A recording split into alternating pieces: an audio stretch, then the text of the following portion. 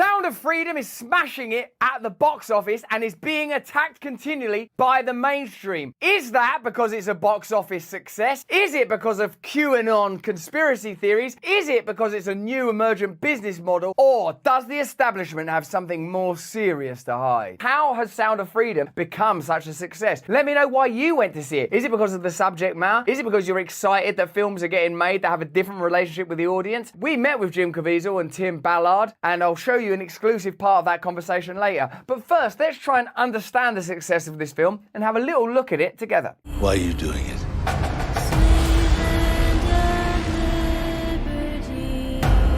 Because God's children are not for sale. It appears that there's a cultural thirst for a film that presents an issue that you might imagine all people would agree on is worthy of attention. The trafficking of children appears to be more pervasive than people have previously thought and are willing to discuss. And it seems that American audiences in particular, and let me know how you feel in the comments, have a real appetite to see this story told. A story that is righteous, clearly connected to Christian values. Angel Studios also, of course, made The Chosen, which is a retelling of gospel stories. And as a side note, stars my friend Jonathan as our Lord and Saviour Jesus Christ, but was also my body double when I used to be in HBO's show with The Rock, Ballers. So I am able to say that Jesus was my body double. This job tears you to pieces. It's impossible to talk about Sound of Freedom without acknowledging that part of the mainstream avenue of attack is around the QAnon connection. Now, what is this QAnon connection? It seems that just people that like QAnon also like this film. Is this film inherently right-wing? Is there something particularly or especially conservative about it? In some ways, couldn't you say it's about rescuing Latino children and breaking down exploitation? And sex trafficking is plainly bad. I'm very surprised now by the nature of the culture wars. Sometimes I find it difficult to track what side things are supposed to be on. That's actually why I have refused to participate in those categories and boundaries anymore. I do believe in freedom. I do believe in new economic models and ways of making content and entertainment. Obviously, we participate in it. And I can't help but feel that many of the attacks leveled at this movie are because this has bypassed the ordinary systems of promotion and production. This is not made by one of the big studios. This has not been promoted in the normal way, and it's still found a massive audience. I feel that the media in general are very threatened, obviously, by new independent media models because what they have is a kind of collective monopoly. I know collective monopoly sounds somewhat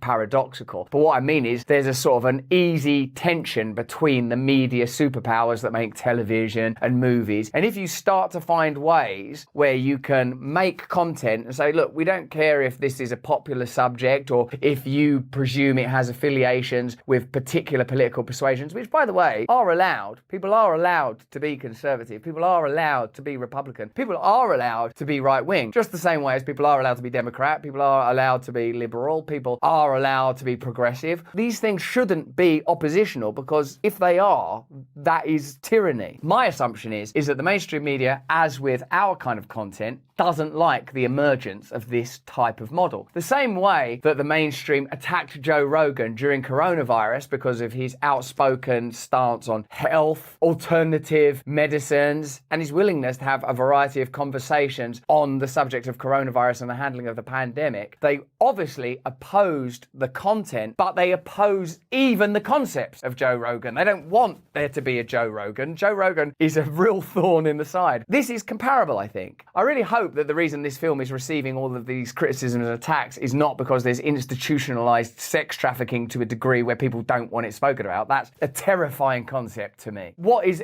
easier to understand is they are threatened by the economic model itself. I don't see what it is about this film that's an attack on anybody's values. I don't understand that at all. It seems like it's somewhat anti-deep state because it's a rogue and renegade figure that breaks away from bureaucracy in order to do what he believes was necessary to be done. The fact is, it's based on the the truth. Like any movie that's based on the truth, there's extemporization, there's the collapsing of characters, there's the simplification and amplification of certain events and details. That's standard in any narrativization of true events. In a way, perhaps part of the reason this film has become such a phenomenon is it provides us the opportunity to talk about the nature of conspiracy theory and censored information. Conspiracy theories over the last few years have gained a lot of momentum. Some of these conspiracy theories might be extreme, and some of them seem quite plausible. In particular, when you talk about QAnon, people start talking about Pizzagate or that furniture shop where people said it was a front for trafficking. And those might be some of the more outlandish aspects of the conspiracy theory world. I don't know. Let me know what you think in the comments. But in our country, the UK, there was an investigation into Westminster, the seat of our parliamentary power. That's the same saying Capitol Hill in your language. And presumed nefarious activity, the worst kind of nefarious activity that you can imagine. You're spot on. In fact, the subject of this film covers exactly that activity. And mysteriously, about 3 prime ministers ago, which could have been an hour ago in our country, we churned through them, like, they lost all the evidence. That doesn't make you feel more comfortable that there is no such thing as conspiracy theories, does it? The fact that you still can't talk about the assassination of JFK, or at least you can't talk about it, you can't get access to the information, that there are aspects of the pandemic that are still heavily redacted and controlled. Conspiracy emerges out of clandestine spaces when there is no trust in authority. And the reason there's no trust in authority is because we live in a surveillance state with increasing censorship. Information is being controlled with the creation of new categories. And when something like this emerges that's entrepreneurial and perhaps Christian, which is one way of looking at reality. I know a lot of you guys are Christian and I love Jesus Christ. People attack it saying, oh, it's to do with QAnon. Well, I don't know, man. It seems like that's a little bit of a stretch. It seems too that the whole area of conspiracy theory, when we're now investigating the truth of UFOs publicly, we might have to reappraise our attitude towards. And this is my one chance to put those pieces back together. Even though the subject is pretty heavy and dark, kind of like other Hollywood films, isn't it? I mean, it's like Taken, like the idea of a lone guy who's opposing the forces of corruption and going against the system. I mean, that's a really recognizable Hollywood trope. So why in particular has this garnered so much negative attention? Once again, I believe it's because it was promoted ignoring the usual channels of promotion, i.e. this is almost like the Robert F. Kennedy of movies popularizing itself without having to go through the traditional gatekeepers. It's funded without the typical Hollywood backers, and it contains a subject that evidently holds some tension in particular circles. It's a very extraordinary phenomena, this, and to see it conflated overtly with conspiracy theory is interesting. Let's have a look at this in more detail. Sound of Freedom, the crowd-funded film, moved up the box office ranking in its second weekend in theaters, a rarity for movies, and a sign of the strong support for the film, particularly from right-wing audiences, despite the scrutiny it has faced for its lead actor's ties to conspiracy theory. We spoke to Jim Caviezel, we'll show a bit of that in a minute. Sound of Freedom took home the number 2 spot at the box office this weekend, earning $27 million from Friday to Sunday and over $85 million overall since it opened in theaters on July the 4th, according to Box Office Mojo. That means there's going to be more films like this because it's an economic success, and this is proof of concept that there is a market for this type of content. So, of course, it's being attacked and smeared. Here's part of the fantastic conversation I had with Jim Caviezel and Tim Ballard. Let me know what you thought of it in the comments. Can you tell me a little bit about the process of getting this film made? Tim, tell us how you've come to be in this position, and as well touch on stuff and why you believe it's so important that people see Sound of Freedom.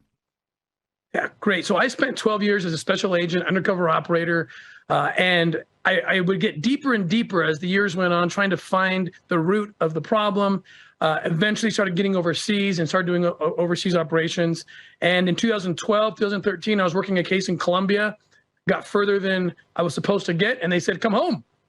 And I said, I can't. I've made myself the bait. I've gone too deep. And they said, well, then you have to quit your job if you want to continue the operation.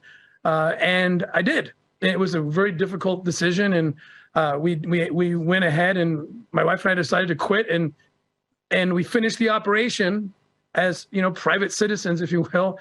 And the operation was enormous. It ended on October 11th, 2014. The biggest operation, the biggest rescue operation that I think I've ever heard of. There was over 120 women and children rescued, 15 traffickers arrested. And the mainstream media in the United States, back when everybody thought it was still good to say child trafficking is bad, they reported. It's the craziest thing. It was all over the news. Everyone was like, yay, we're helping kids. And one of the producers, Eduardo Verastegui, Alejandro Monteverde, saw that clip of the mainstream media. And that's how they found me, ironically, through the mainstream media, and said, let's make a movie out of this.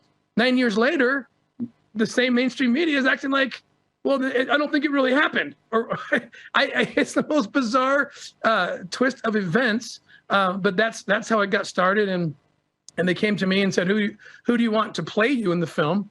And right out of the gate, I said Jim Caviezel, hands down Jim Caviezel. I mean, it seems to me to be a pretty universal, something around which we can universally agree that the safety of children is something that it's not a divisive subject, really. It's the safety of children and their protected status and the necessity of preserving childhood innocence doesn't seem to me to be controversial.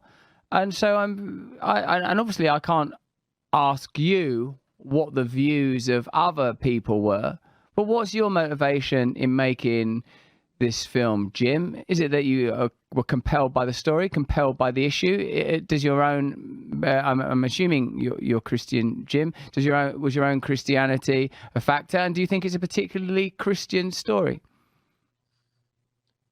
Well, if you want to go to the biblical story, no greater love have you than give your life for another. No greater love. My involvement in this film, I have 3 children, all adopted. I became very well aware of nefarious activities, even in the orphanages and things around the world, and the dangers that children undergo.